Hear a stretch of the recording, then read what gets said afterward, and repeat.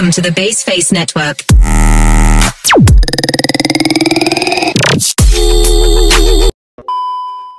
A few moments later. Hey, I'm okay. I'm fine. Kincana, Kincana, ting, neng, neng, neng, neng. Ku menahan rasa sakit, rasa sakit. Assalamualaikum warahmatullahi wabarakatuh. Perkenalkan, nama saya Rizky Amelia dari Fakultas Teknik dan Prodi Pendidikan Teknik Elektronika dengan NIM 220205502039. Nah, pada video kali ini saya akan memaparkan semua materi dari mata kuliah Teknik Kendali oleh dosen pengaku Bapak Gangga Candi Arnanto SID NPD. Nah, pada materi-materi yang saya akan bawakan, yang pertama itu ada sistem kendali, yang kedua ada feedback control, yang ketiga ada analisis respon waktu, dan yang keempat itu sensor dan transmitter, yang kelima ada embedded system, yang keenam ada artificial intelligence, yang ketujuh komputer numerical control atau CNC, yang kedelapan itu ada programmable logic control. Nah, langsung saja pada materi yang pertama kita akan bahas.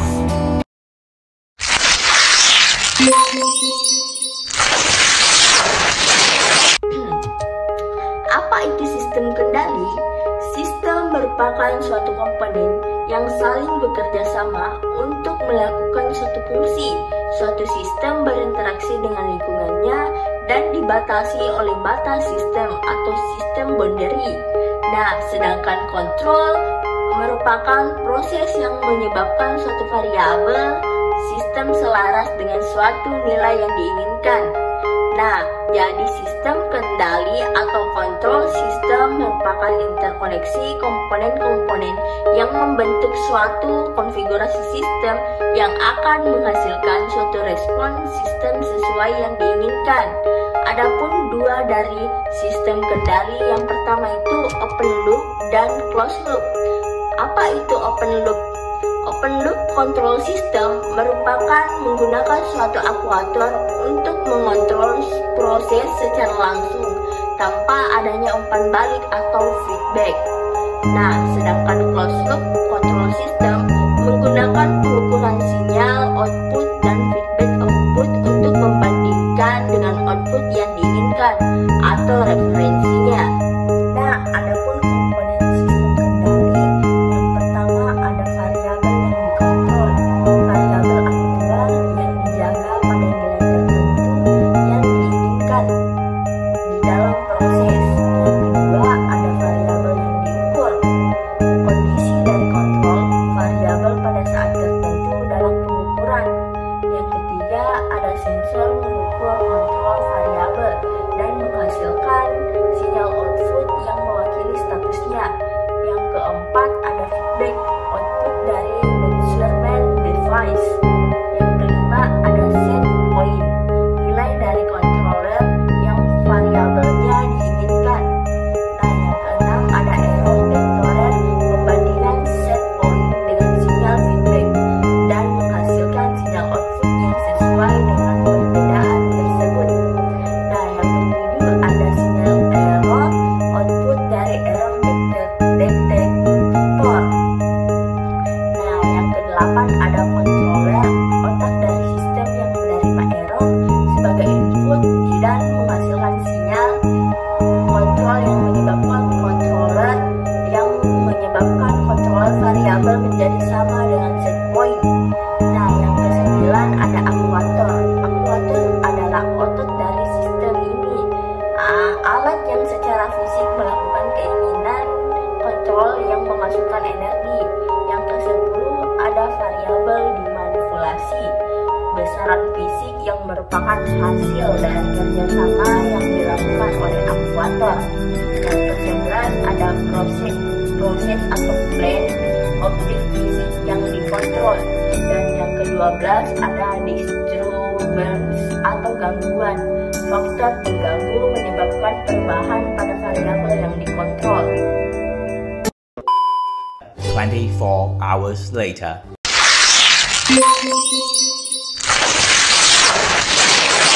Nah, apa itu pengendalian umpan balik atau feedback?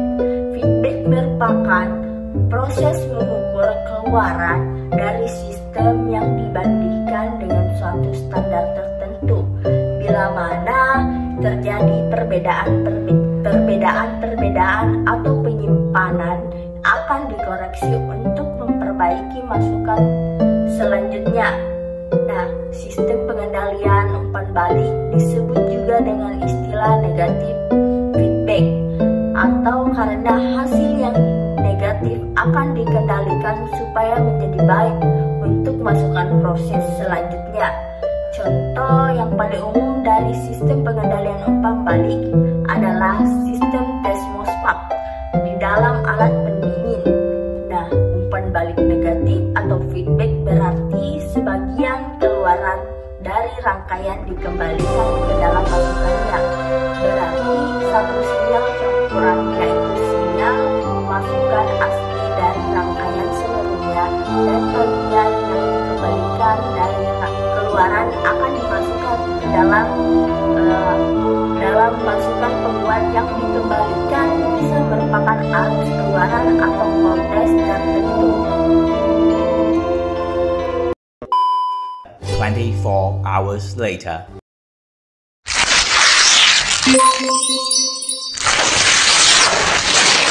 Nah, analisis respon waktu merupakan sinyal masukan sistem kendali yang tidak dapat diketahui sebelumnya, tetapi mempunyai sifat acak, sehingga memasukkan sesaat tidak dapat dinyatakan secara analitis.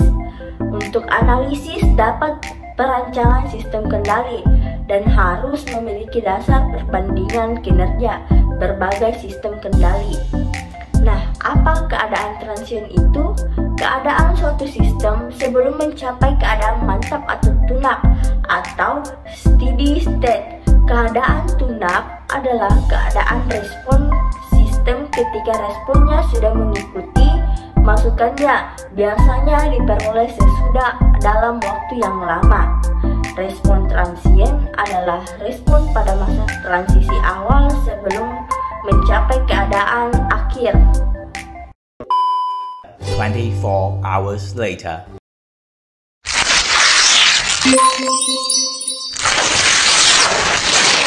Nah, adapun pengertian dari sensor dan transducer.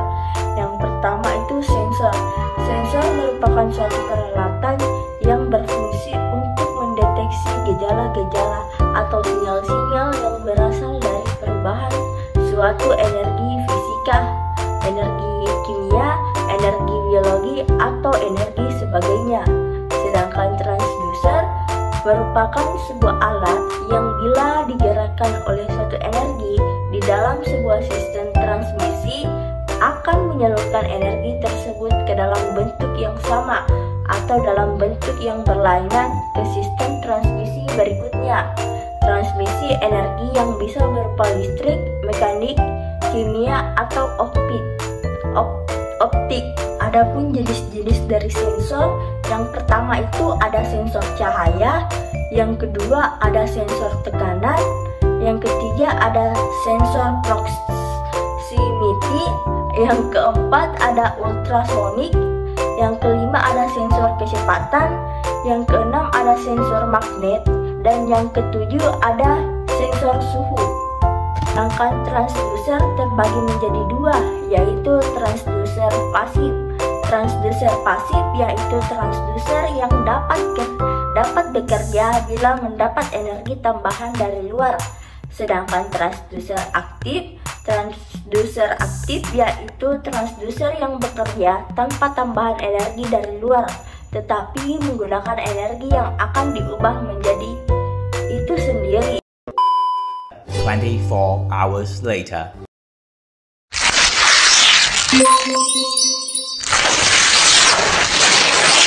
Nah, pada sistem embedded merupakan sistem yang menempel di sistem lain.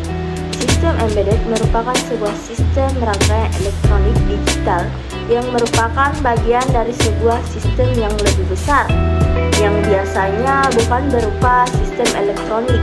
Kata embedded menunjukkan bagian yang tidak dapat berdiri sendiri.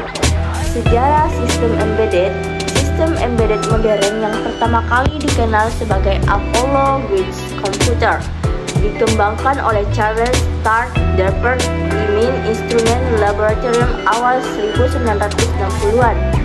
Apollo Computer atau AGC adalah onboard digital komputer papan komputer digital diinstal di setiap akses program Apollo, baik command module atau lunar module.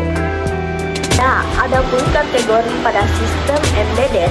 Yang pertama itu kategori mandiri atau standalone. Perangkat standalone dapat berfungsi secara independen dari perangkat keras lainnya, tidak terintegrasi ke dalam perangkat lain. Yang kedua itu real time. Sistem embedded dengan tugas-tugas spesifik yang dilakukan dalam periode waktu spesifik disebut dengan sistem real time. Sistem real time terdiri dari hard real time system dan soft real time system. Nah, yang ketiga itu networking. Sistem embedded yang dilengkapi dengan interface network dan diakses oleh suatu jaringan seperti local area network atau sistem disebut dengan networked information appliance. Ada pula beberapa contoh dari sistem embedded. Yang pertama itu ada mesin cuci otomatis, yang kedua sistem kontrol kantong udara, yang ketiga itu ada mesin ATM, yang keempat jam tangan digital, yang kelima ada sistem GPS, yang keenam ada sistem pemanas sentral. 24 hours later.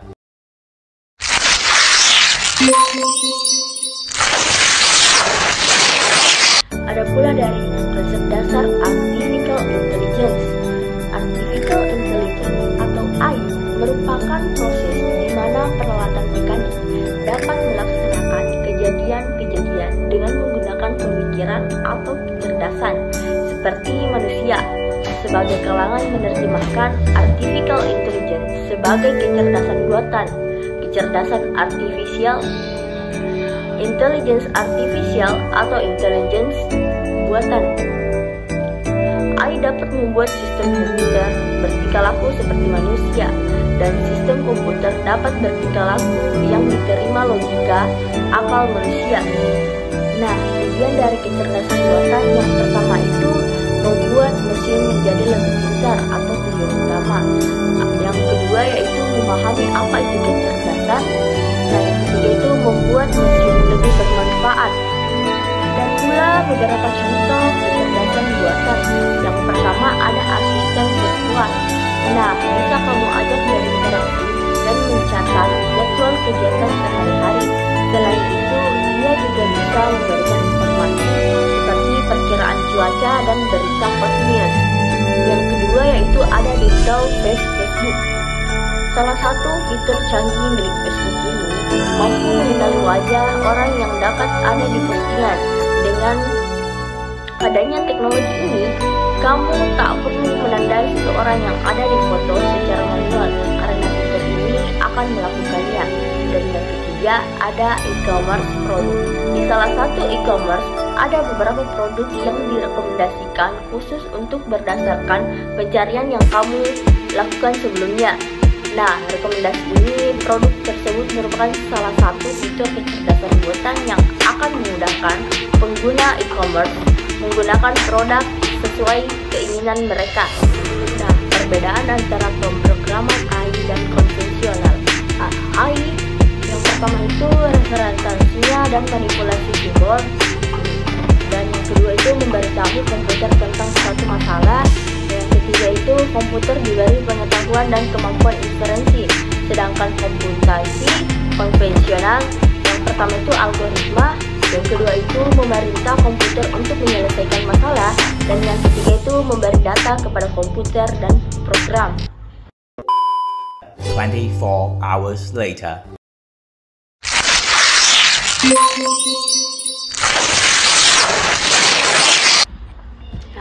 Sistem CNC atau Computer Numerically Controlled merupakan salah satu sistem pengendali yang banyak digunakan untuk mengendalikan atau mengatur pengoperasian mesin perkakas. Mesin perkakas yang dilengkapi dengan sistem CNC secara umum tidak berbeda dengan mesin perkakas konvensional. Fungsi CNC dalam hal ini lebih banyak menggantikan pekerjaan operator dalam mesin perkakas konvensional. Misalnya pekerjaan yang mengatur gerakan pahat sebagai pada pemotongan gerakan pemotongan. Nah, penamaan sistem sumbu atau koordinat penentuan sumbu Z. Sumbu Z direferensikan pada poros utama atau spindle mesin. Spindle ini dapat mengatur pahat, misalnya bagi mesin Fries, Cotter, dan Gordy, atau memutar benda kerja, misalnya untuk mesin bubut dan mesin gerunda silindris. Nah, penentuan sumbu X ditetapkan sejajar dengan arah memanjang media mesin dan dipilih orientasi horizontal. Nah, penentuan sumbu Y, orientasi dan arah positif sumbu Y ditetapkan menurut kaidah dengan kanan setelah sumbu Z dan sumbu X ditentukan. Ada pula penerapan mesin CNC. Salah satu contoh penerapan mesin CNC di bidang pengendalian elektronika ialah mesin pencetak jalur atau PCB. CNC Computer Numerical Control adalah peralatan permesinan seperti mesin bubut atau mesin milling Fries yang dikendalikan oleh komputer. CNC yang digunakan untuk pembuatan PCB ialah mesin milling. Alat ini memiliki bahan tabor atau pisau cutter yang dapat bergerak dalam dimensi sehingga dapat digunakan untuk pekerjaan pengeboran PCB secara otomatis. Nah, ada pula prinsip kerja dari mesin CNC. Yang pertama, membuat program CNC sesuai produk yang akan dibuat dengan cara pengetikan langsung pada HMI atau mesin maupun dibuat pada komputer dan perangkat lunak pemrograman CNC. Yang kedua itu program CNC tersebut lebih dikenal sebagai kode. Seterusnya dikirim dan dieksekusi oleh prosesor pada mesin CNC menghasilkan pengaturan motor servo pada mesin untuk menggerakkan perkakas yang bergerak, melakukan proses permesinan hingga menghasilkan produk sesuai program. 24 hours later.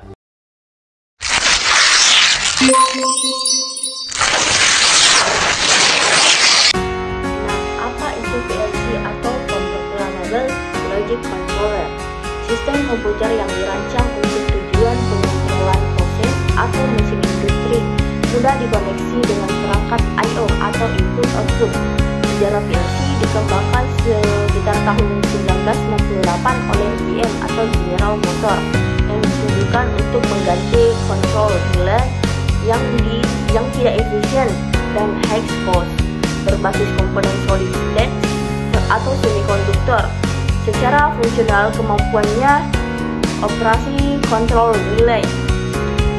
Nah, ada pula prinsip kerja dari sebuah PLC ialah menerima sinyal memasukkan proses yang dikendalikan lalu melakukan serangkaian instruksi logika terhadap sinyal masukan tersebut sesuai dengan program yang tersimpan dalam memori, lalu menghasilkan sinyal keluaran untuk mengendalikan aktuator atau peralatan lainnya.